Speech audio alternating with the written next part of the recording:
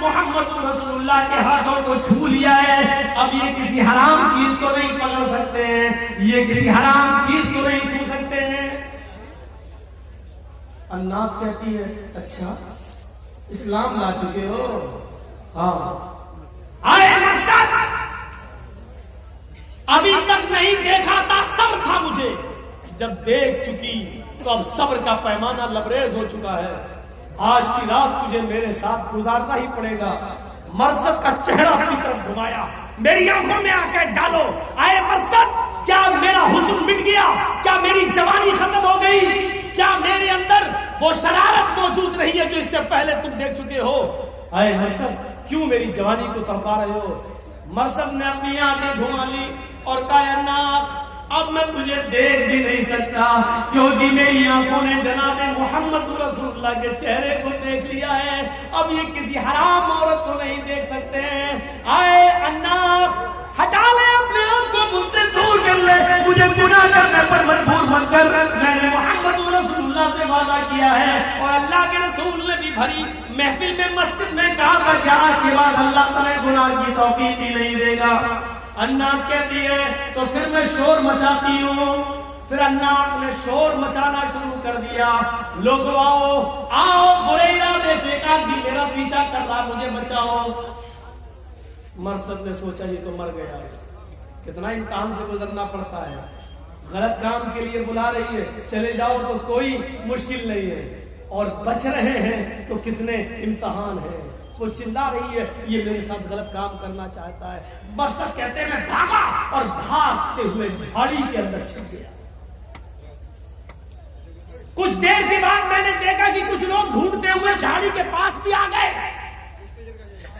اس جھاڑی کے اوپر ایک پہاڑی تھی، وہ اس پہاڑی کے اوپر کھڑے ہیں، اور اللہ کی قسم میں ان کے نیچے، اس پہاڑی کے نیچے میں کھڑا ہوں۔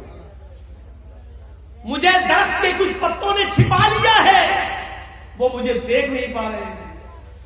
مرثد ابن ابی مرثد کہتے ہیں، بخاری کی روایت موجود ہے، اسی میں سے ایک کافر کو وہی پیشاب لگا اور اس نے اس پہاڑی کے اوپر سے پیشاب کرنا شروع کر دیا۔ اللہ کی قسم وہ آدمی، وہ کافر اوپر کی پہاڑی سے پیشاب کر رہا تھا، اور اس کے پیشاب کی دھار درخت کے پتوں کو چھوتے ہوئے میرے سر کے اوپر گر رہی تھی، لیکن میں ٹچ سے مس نہیں ہو رہا تھا۔ اگر ٹچ سے مس بھی ہوا تو یہ پتے ہل جائیں گے، اور اگر درخت کے پتے ہلے تو اوپر کافروں کو شک ہو جائے گا کہ میں یہاں چھپا ہوا ہوں۔ ان کا پیشاب میرے سر کے اوپر آ رہا تھا، لیکن میں ٹچ سے مس نہیں ہوا۔ تھوڑی دیر کے بعد مجھے محسوس ہوا کہ اب یہاں کوئی نہیں ہے۔ تھوڑی اور رات گزر گئی اور مجھے یقین ہو گیا وہ سب لوگ چلے گئے اور اناق چلی گئی۔ تو پھر میں اپنے مقصد کے لیے نکلا۔ میں نے لوہے کا تار بنایا تھا، میں نے اسی سے تالا توڑا، میں اندر داخل ہوا اور اپنے کچھ مسلمان صحابیوں کو میں چھڑا کر لے آیا۔ جب میں مدینہ آیا تو مجھے دیکھ کر اللہ کے رسول بہت خوش ہوئے، لیکن یہاں ایک اور امتحان میرے اوپر۔ مجھے اناق سے بہت زیادہ محبت تھی، اناق نے بھی مجھے بہت زیادہ خوشی دی تھی جب میں اس سے تنہائی میں ملتا تھا۔ میں نے سوچا کہ اللہ کے رسول سے اجازت لے لیں گے اور اللہ کے رسول مجھے اناق کے ساتھ نکاح کرنے کی، شادی کرنے کی اجازت دے دیں گے۔ جب میں اللہ کے نبی کے پاس آیا اور پورا واقعہ میں نے بیان کیا اللہ کے رسول، اس نے میرا ہاتھ پکڑا، میں نے ہاتھ ٹھکرایا، میں نے کہا میرے ہاتھوں نے محمد رسول اللہ کے ہاتھ کو چھو لیا ہے، اب میں حرام عورت کو نہیں چھو سکتا۔ اس نے میری آنکھوں میں آنکھیں ڈالی، میں نے چہرہ پھیر لیا۔ اے اللہ کے نبی، میں نے اس سے کہا کہ میری آنکھوں نے اب محمد رسول اللہ کے چہرے کا دیدار کر لیا ہے، اب میں کسی حرام عورت کو نہیں دیکھ سکتا۔ پھر وہ چیخی چلائی، میں چھپا، بھاگا، چھپا، پیشاب آیا پھر بھی میں ہلا نہیں۔ پھر میں ان کو قید سے چھڑا کر لایا۔ آپ نے کہا اللہ تمہیں جزائے خیر دے، اللہ تمہیں جزائے خیر دے۔ پھر میں نے کہا اللہ کے رسول ایک گزارش ہے۔ فرمایا کیا؟ اے اللہ کے نبی اگر آپ کی اجازت ہو تو اناق سے میں نکاح کر لوں۔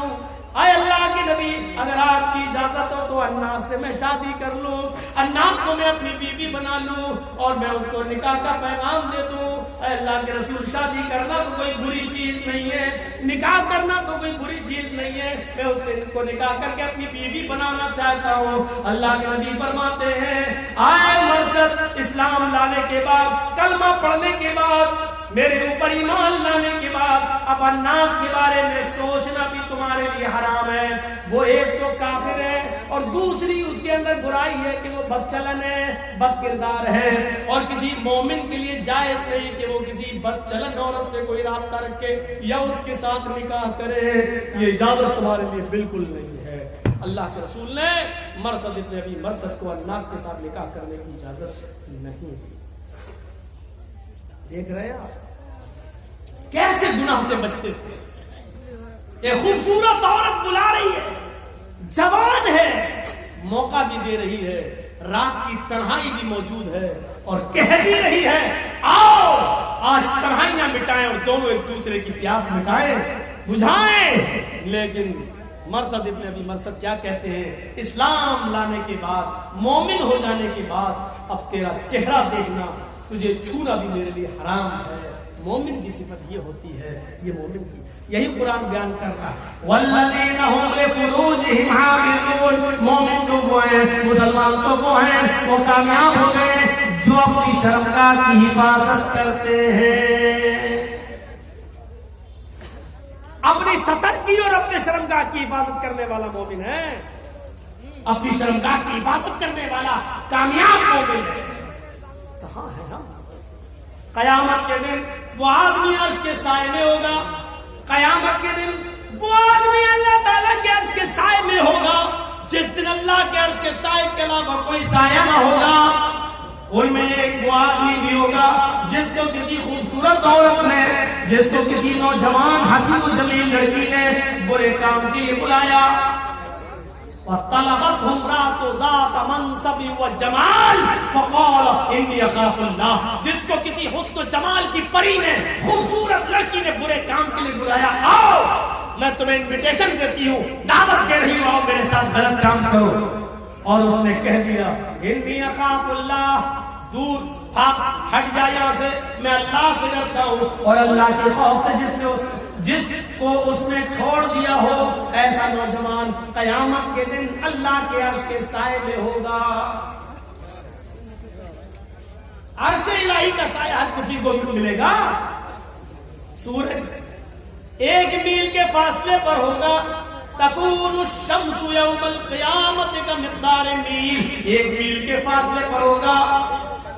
سورج جس کے اندر ابھی 1,40,00,000 ڈگری سینٹی گریڈ گرمی پائی جاتی ہے، یہ سورج قیامت کے دن اس کی ساری گرمی زمین پر پڑ رہی ہوگی۔ یہ سورج جس کے اندر جس کی مسافت آج کے زمانے میں 9,30,00,000 میل کی بلندی پر ہے، 9,30,00,000 میل کی بلندی پر ہے، تب اس کی گرمی مئی اور جون کے مہینے میں ہم برداشت نہیں کر پاتے ہیں۔ قیامت کے ذریعے سورج 9,30,00,000 نہیں، صرف 1 میل کے فاصلے پر ہوگا۔ 1 میل 9,30,00,000 نہیں، صرف 1 میل، گرمی اتنی ہی ہوگی اس کے اندر 1,40,00,000 ڈگری سینٹی گریڈ، وہ زمین کے اوپر پڑ رہی ہوگی، جسموں سے پسینہ نکل رہا ہوگا، اپنے عملوں کے مطابق لوگ پسینے میں ڈوبے ہوں گے، کوئی ٹخنوں کے برابر، کوئی ایڑی کے برابر، کوئی گھٹنے کے برابر، کوئی کمر کے برابر، کوئی کاندھے کے برابر، اور کچھ تو ایسے ہوں گے جو اسی میں ڈبکیاں مار رہے ہوں گے، اسی میں گوتے لگا رہے ہوں گے،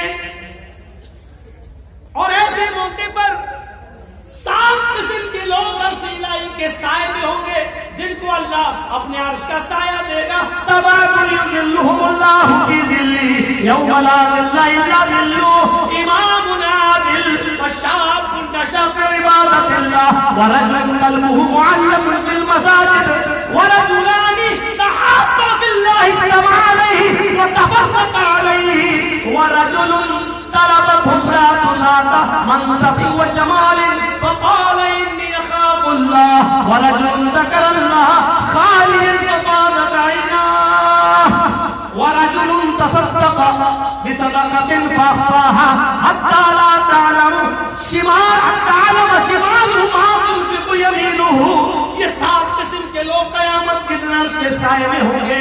عدل و انصاف کرنے والا امیر جس نے کسی کے ساتھ بے انصافی نہیں کی ہوگی, ہمیشہ اللہ سے ڈرتا رہا ہوگا, عدل و انصاف سے کام لیا ہوگا, یہ آدمی عرش کے سائے میں ہوگا. دوسرا وہ نوجوان جو اللہ تعالیٰ کی عبادت میں لگا ہوا ہے, وشاب نشأ فی عبادت اللہ, نوجوان جو اللہ کی عبادت میں لگا ہوا ہے, ورجل قلبہ معلق فی المساجد, اور تیسرا وہ نوجوان جس کا دل مسجد میں لگا ہوا ہے. ظہر پڑھ کے آیا, عصر کی نماز کا وقت دماغ لگا رہا ہے, عصر پڑھ کے آیا, بار بار گھڑی دیکھ رہا مغرب کی نماز کب ہوگی, مغرب پڑھ کے آیا, عشاء کی اذان پر کان لگائے ہوئے عشاء کب ہوگی. جس کا دماغ مسجد میں لگا ہوا ہے, یہ نماز کا وقت نکل گیا تو اب دوسری نماز کب آئے گی. جس کا دماغ ہر وقت نماز کی طرف لگا ہوا ہے, تیسرا یہ نوجوان عرش کے سائے میں ہوگا.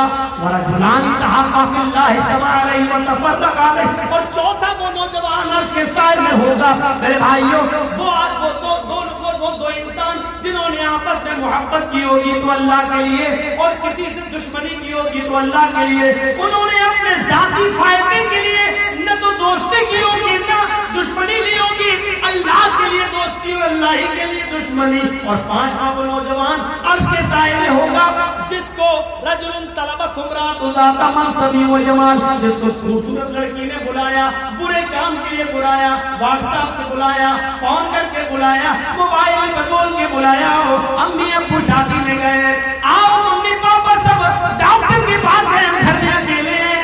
کسی کالج کی لڑکی نے بلایا, کسی ہینڈسم کسی اسمارٹ لڑکی نے بلایا, خوبصورت ذات منصب و جمال کا لفظ آیا حدیث میں, جو حشمت جاہ و جلال والی, پیسے والی, دولت والی اور خوبصورت لڑکی جس کے پاس عیش و آرام کی چیزوں کی کمی نہ ہو, ایسی لڑکی نے کسی نوجوان کو غلط کام کی دعوت دی اور اس آدمی نے اس کی ٹھکرا دی, اس کے پیسے کی طرف نہیں دیکھا, دولت کی